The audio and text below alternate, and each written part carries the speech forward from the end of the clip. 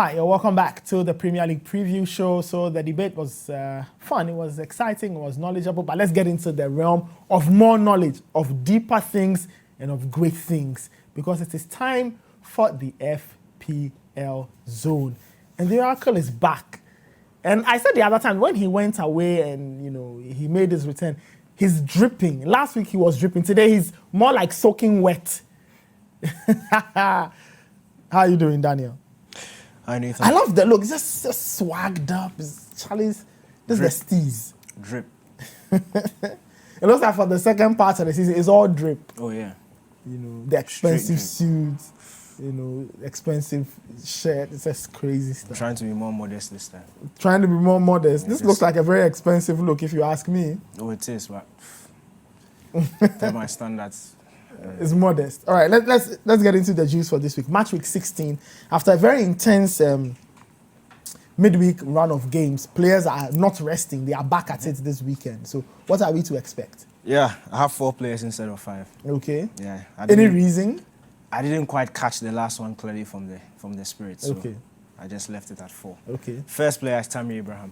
Tammy. Chelsea striker Tammy Abraham. Last weekend, he missed their game through injury. He came back during the week, scored a very good goal, and gave a beautiful assist to Mason Mount. Yes. He is back. If Chelsea are going to Everton to take them on. Everton, obviously, without a manager, Marco Silva has been sacked. If you look at Chelsea's away form this season, very, very good. They seem to score more away than at home. And if you look at Everton's current situation, expect Chelsea to continue their winning run against Everton. Tammy Abraham, obviously, will be on the score sheet. When Chelsea are on song, he's usually the guy taking them there. Second player is my very good friend, Gabriel Jesus. Sergio Aguero is injured. Jesus. Pep confirmed that Aguero will not play the Manchester derby. Gabriel Jesus didn't have the best games against Newcastle over the weekend, but in midweek he did very, very well against Burnley. Scored twice, 2 beautiful goals, especially the first one. Manchester City taking on Manchester United at Etihad. Usually this game at the Etihad goes the way of Manchester City. They know they cannot afford to slip. They cannot afford to drop points. So Manchester City, obviously, will take the game to United and try and get as many goals as they can. United obviously raise their performance when they play the big teams. But remember, they did not face a top 6 team away from home this season. So all their good performances have come at home. This is their first test away from home. So you don't necessarily know what to expect. But for Manchester City, we know what to expect. We know them to go out there and dominate the game. And Gabriel Jesus, good form. I expect him to get some numbers in the Fantasy League. Then Dele Alli is the next player. Fantastic form, 3 goals in his last 2 games for Tottenham Hotspur. He's been nominated for Player of the Month. For Player of the Month, in very good form.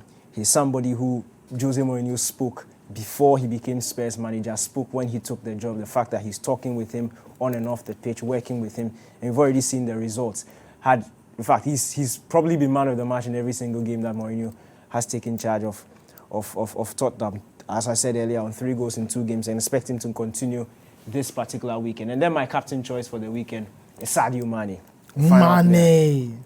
He's on fire. Oh, he looked absolutely delicious. He's probably the best player in the Premier League as it stands. He's untouchable. He's unstoppable. I know that you are not into all of this, but just let me pick your opinion on this. What has transformed Sadio Mane, or how come he's moved from this to this? And how is he running this Liverpool team in the absence of Bobby Firmino and Mohamed Salah? I think it's just down to he just really wants it. Because if you look at before Salah came into the team, the first half of the season where Coutinho was there, before eventually Coutinho left to Barcelona, it was Mane's team. Just before Salah came, it was Mane's team. Then Salah came, Mane was sort of playing in the background, helping out things. But last season, I think he showed everybody what he could do or what he can do when he's given the role of the main man. Joined top scored with Aubameyang and Salah, 23 goals. But this season, he just looks like he wants to carry the team. He's taking the responsibility, and he's playing without pressure. That's something that is also very interesting about his body language. Playing without pressure, playing like he knows he is the man. So give me the ball in every situation. He scored some crucial goals for Liverpool. And when things like this happen, when you embrace the role that you've been given and you start scoring last gasp winners and beauties and belters like that, it just only grows your confidence. And that is what Mane is showing at the moment. On Wednesday night, I don't think I've seen... I'll say top 10 individual performances in the Premier League. The 2 assists that he gave were absolutely brilliant.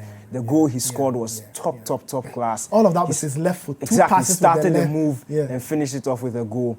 And it's a guarantee that against Bournemouth over the weekend, he will continue this fine form. If you look at his away form, he's actually very, very good away. He usually gets... So if you have Salah and Mane, I always say that when Liverpool are playing at Anfield, I'll opt for Salah. But when they are playing away from home, you go for Mane. But this season, look, home or away, Mane is the guy. Some people sent a message. They were criticizing your calls for Harry Kane. Is this still a viable choice?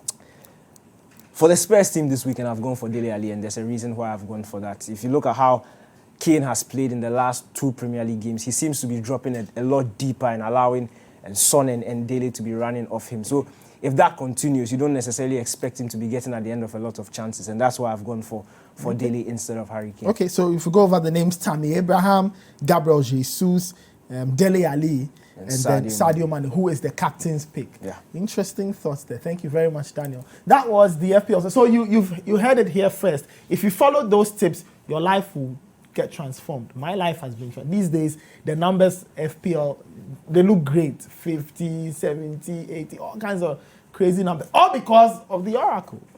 All because of the Oracle. So if you follow his lead, or follow my lead and take his word, it will work out well for you. We'll take another break. When we come back, I bring the guys back for their thoughts and predictions. Pull out your pens and papers, because you're about to hear some very interesting scorelines, and they could change your life as well.